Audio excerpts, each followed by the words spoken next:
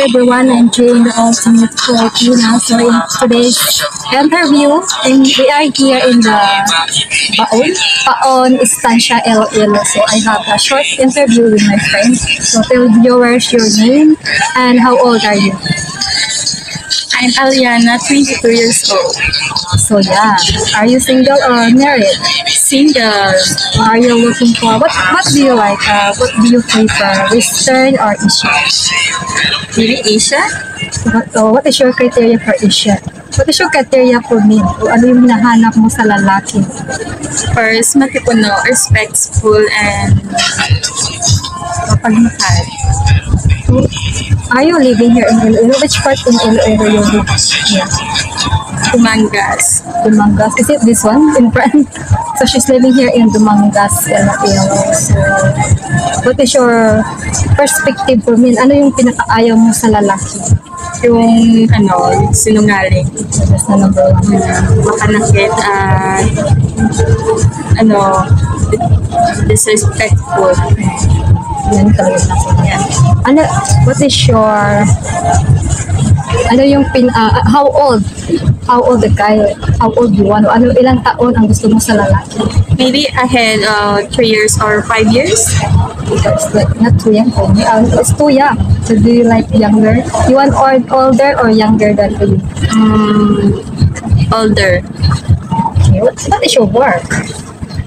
Private caregiver. She already caregiver, but she's still studying. Same to me because she wants NC2 because she will apply to Canada because she have relatives in Canada. So after the assessment, she will go back to Canada. So that's why we are studying as a caregiver because we all go to overseas because the high salary in overseas, unlike here in Philippines, very cheap the salary. Enough, but still small for us. So thank you for the short interview. Thank you. What is your name? My name is Luis, How old are you? 25, Are you looking for Western or foreigner? foreigner. Do you have boyfriend? No, You are looking for boyfriend. yes, How old is your limit for the main? maybe 30 years old. 30 years old. So it's okay. So what is your perspective for men? Maybe first, respectful, faithful, family-oriented, and honest. Honestly, that's the important for Filipina. It's Filipina's tradition. Okay, what is your plan for? We are studying as a caregiver. What is your plan after you graduate? Maybe plano ko puntang Canada. So she's planning to Canada also, but she's looking also a boyfriend. If you are interested, you can contact me and I will give you her number. Okay. This is my friend. So what is your name? My name is Maria. How old are you? I'm 20. She's very young and virgin. Wow. Virgin na virgin. I'm single. Are you looking for Why do you like this? Because they are so loyal and long year old. My start off. Yeah.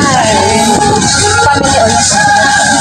Yes. If ever some foreigners interested, how old are you? What is your limit for foreigner? What is your limit? I think 30. 30. Okay, guys, she's looking for 30 years old or above. So you are qualified. You can contact her if you want. I will give you her number because she is interested and she is willing to have a foreigner. Thank you. Bye.